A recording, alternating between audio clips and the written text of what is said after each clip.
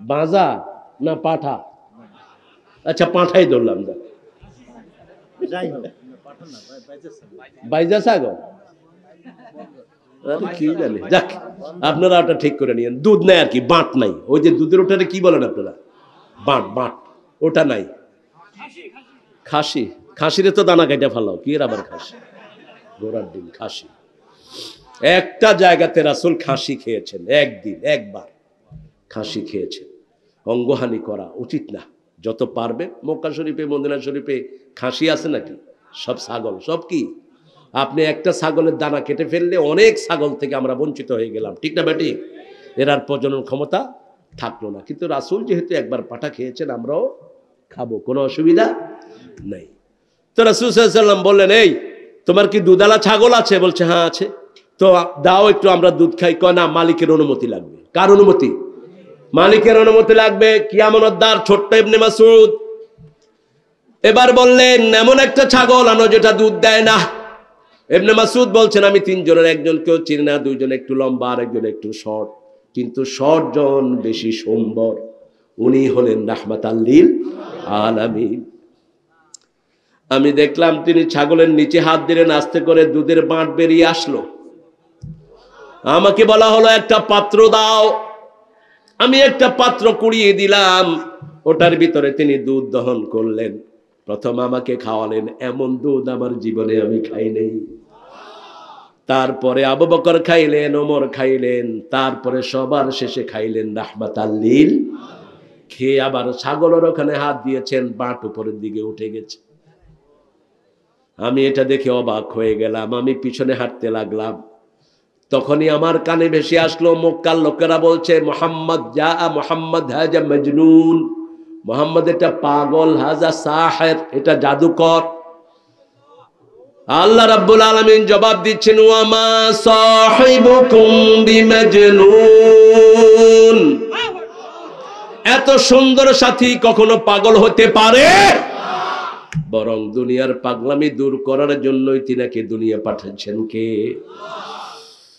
তিনি গুমরাহ ছিলেন না, তিনি কখনো পথভ্রষ্টতার দিকেও যান নাই, তিনি ভুলতেনও না। রাসূলকে মনে রাখানোর দায়িত্ব নিয়েছেন কে? সানুকরিউকা ফালা তানসা, আমি আপনাকে পড়িয়ে দেব, আপনি ভুলবেন না।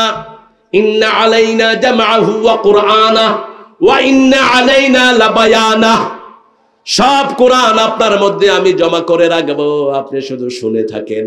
কি ভালোবাসতেন!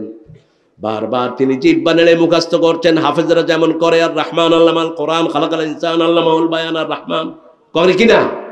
রাসূলকে বলছেন, লা তুহাররিকি বিহি লিসানাকা লিতাআজালা বিহি ইন্না আলাইনা জামআহু ওয়া কুরআনা ওয়া ইন্না আলাইনা লাবায়ানা। হে নবী, আপনি জিহ্বা নেড়ে নেড়ে মুখস্থ রাখার দরকার নাই, আপনি শুনে থাকেন, আমি আপনার মধ্যে কোরআন জমা করে দেব। মা দাল্লা সাহিবুকুম ওয়া মা গাওয়া ওয়া মা ইয়ানতাকু আনিল হাওয়া, he never talks of his personal wills, কখনো মন থেকে কোনো কথা বলেন নাই। যদি বলতেন সূরা হাক্কা, ওয়ালাউ তাকাওয়ালা আলাইনা বা'দাল আকাবির লা আখাযনা মিনহু বিল ইয়ামিন সুম্মা লাকাতা'না মিনহুল ওয়াতিন, হে নবী, আপনি যদি নিজের মন গড়া কোনো কিছু কোরআনে ঢুকাতেন, আপনার ডান হাত চেপে ধরে আমি আপনার কণ্ঠনালী কেটে ফেলে দিতাম। দুনিয়ার কেউ আমাকে বাধা দিয়ে রাখতে পারতো? কে বলছেন? কোন নবীকে বলছেন? যে নবীকে সারা কোরআনে একবার ইয়া মুহাম্মদ বলে ডাকেন নাই। ইয়া ইয়াহইয়া খুযিল কিতাবা বিকুওয়া ওয়া মা তিলকা বিয়ামিনিকা ইয়া মূসা, হে Musa, what are you holding on your right hand, তোমার ডান হাতে কি? হে ইয়াহইয়া, তুমি শক্ত করে তোমার কিতাবটা ধরো। কিন্তু বিশ্ব নবীকে কখনো একবার ইয়া মুহাম্মদ বলে ডাকেন? যখনই ডাকেছেন, ওয়া মা মুহাম্মাদ ইল্লা রাসূল, মুহাম্মাদুর রাসূলুল্লাহ। থাকতে চান তো রাসূলের সাথে? থাকতে চান? দেখি কারা কারা। আল্লাহ হাতগুলো কবুল করেন, আরো জোরে বলে আমিন। 5 ওয়াক্ত নামাজ আর ছেড়ে দেব, বিবির সাথে দুর্ব্যবহার করব, পিতামাতার খেদমত, মুরব্বীদের খেদমত, যে কোনো অসহায় মানুষের পাশে। আল্লাহ তৌফিক দান করুন।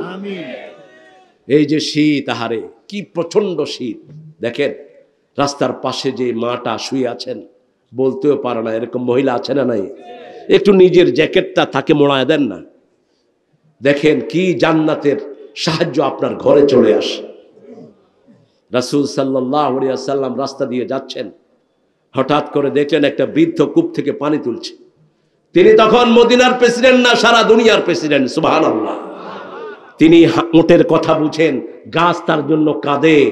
সেই নবী রাহমা গিয়ে বুড়াকে বললেন, বাবা আমি আপনার পানিগুলো তুলে দেই, আমাদের তো ইজ্জতের আর শেষ নাই, আমি আপনার পানিটা তুলে দেই। বুড়া বলল, আমার কাছে তোমাকে দেওয়ার মতো কোনো পয়সা নেই। রাসূল বললেন, ইন আজরিয়া ইল্লা আলাল্লাহ, আমি তোমার কাছে কিছুই। পানি উঠালেন, কোথায় নিবেন? ওই যে ওই বাড়িতে। রাসূল নিজের ঘাড়ে তুলে নিলেন, ওই বাড়িতে নিয়ে গেলেন, রাখলেন, আর বললেন, আমার নাম মুহাম্মদ, ওই মসজিদে আমি থাকি, তোমাকে যদি কালকেও পানি আনতে বলে আমাকে ডেকে নিয়ে আসবা, আমি তোমার হয়ে পানি ঘাড়ে করে এখানে পৌঁছে দেব। 2 দিন পরে তাকে আজাদ করার ব্যবস্থা করলেন রাহমাতাল লিল সালমান ফারসি রাদিয়াল্লাহু আনহু। রাসূলের সন্ধানে তিনি বাপ ছেড়েছেন, মা ছেড়েছেন, 1000 কোটি টাকার সম্পদ ছেড়েছেন। তিনি ছিলেন ধর্মীয় পাদ্রীর ছেলে। একটা কাফেলার সাথে তিনি মক্কায় চলে এসেছেন, এর মধ্যে রাসূল মদিনায় চলে গেছেন। আবার তিনি মদিনায় গেলেন, ইহুদির কৃতদাস হলেন সালমান ফারসি। এত সুন্দর মানুষ, কোরআনের প্রথম অনুবাদ ফার্সি ভাষায় করেছেন এই সালমান। রাসূল তাকে উপহার দিয়েছেন। এই সালমান ফারসি এসে বলছেন, ইয়া রাসূলুল্লাহ, এখানে 2 পদের খেজুর আপনার জন্য এনেছি, এটা হলো হাদিয়া, এটা হলো ভিক্ষা। কোন নবী আলাইহিস সালামের ভিক্ষা খাওয়া জায়েজ নাই। রাসূল বলছেন, ওই ভিক্ষাগুলো অন্যদেরকে দিয়ে দাও। দ্বিতীয়বার আবার আসলেন, এসে বললেন, এই খেজুরগুলো হাদিয়া এনেছি। রাসূল বলছেন, তুমি আমাকে টেস্ট করছো, তুমি কে? কাঁদা শুরু করলেন সালমান। বলছি, ইয়া রাসূলুল্লাহ, আমি মা ছেড়েছি, বাবা ছেড়েছি, 1000 কোটি টাকার সম্পদ ছেড়েছি, আমি এখন কৃতদাস। আমি মুহাম্মদকে চিনতে চাই। আমি তাওরাতে পড়েছি শেষ নবী মুহাম্মদ সাল্লাল্লাহু, আপনি একটু আপনার পিঠটা উদিলা করে দেন, আমি আপনার মোহরে নবুয়তটা দেখি। রাসূল পিঠ উদিলা করলেন, তিনি চুমু খেয়ে পড়লেন, আর পড়লেন, আশহাদু আল্লা ইলাহা ইল্লাল্লাহু ওয়া আশহাদু আন্না মুহাম্মাদান আবদুহু ওয়া রাসূলুহু। রাসূল বললেন, তোমার মালিককে জিজ্ঞেস করো, ইহুদি শয়তানটারে জিজ্ঞেস করো, কি হলে তোমাকে মুক্ত করবে। ইহুদি বলছে, 100টা খেজুর গাছ লাগাতে হবে, 100টা খেজুর গাছে যেই দিন খেজুর ধরবে আমি তোমারে মুক্ত করে দেব। এই আল্লাহর ওলি উঠে কই যায়? থাক, কষ্ট হচ্ছে আপনাদের, কষ্ট তো আমার হচ্ছে, আপনাদের কি? হ্যাঁ, সারা রাত চলবে? আচ্ছা, খুব ভালো মানুষ আপনারা, দেখছি গো, আমার দিকে কোনো খেয়াল নাই, সারা রাত চলবে। বলছে সালমান, ইহুদিকে বলো 100টা চারা কিনতে, আমি নিজে এসে তোমার চারা রোপণ করে দেব। আসলেন রাহমাতাল লিল, সারা আলমের রহমত।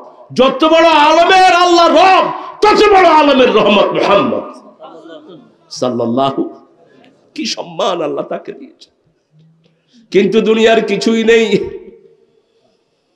অর্ধ পৃথিবী করেছো শাসন, ধুলার তখ্তে বসে, খেজুর পাতার প্রাসাদ তোমার বারবার গিয়েছে খসে। সারা পৃথিবী শাসন করেছেন, অধিকাংশ সময় মাটিতে শুয়েছেন রাহমাতাল লিল, অধিকাংশ সময় মাটিতে বসে থাকতেন, সেজদাও দিতেন মাটিতে, মাটির কপাল দিয়ে মাটির ভিতরে সেজদা করতেন। কার জন্য? আল্লাহর জন্য। রাসূল গেলেন, সাথে গেলেন জান্নাতের আরেক কান্ডারি ওমর ফারুক রাদিয়াল্লাহু। কি সম্পর্ক এদের দেখেন। কে রে?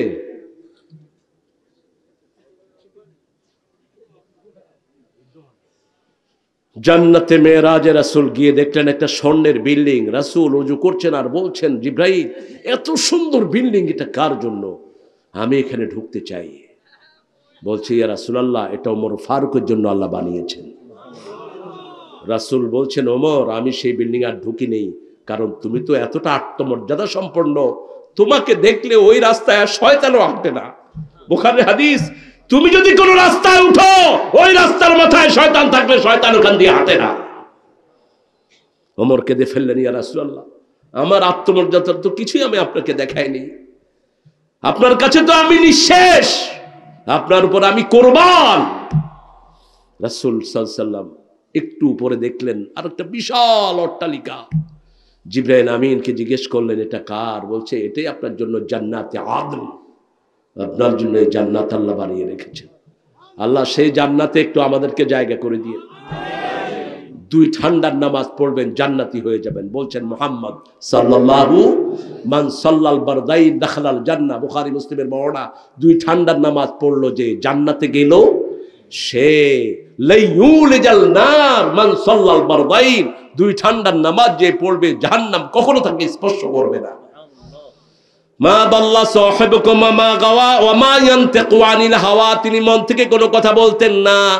আজকে যারা আহলে কোরআন বলে দাবি করে, তারা মনে করে রাসূল নিজের কথা সব ঢুকিয়ে দিয়েছেন, কিন্তু রাসূলের সব কথা হলো ওহী। সব কথা কি?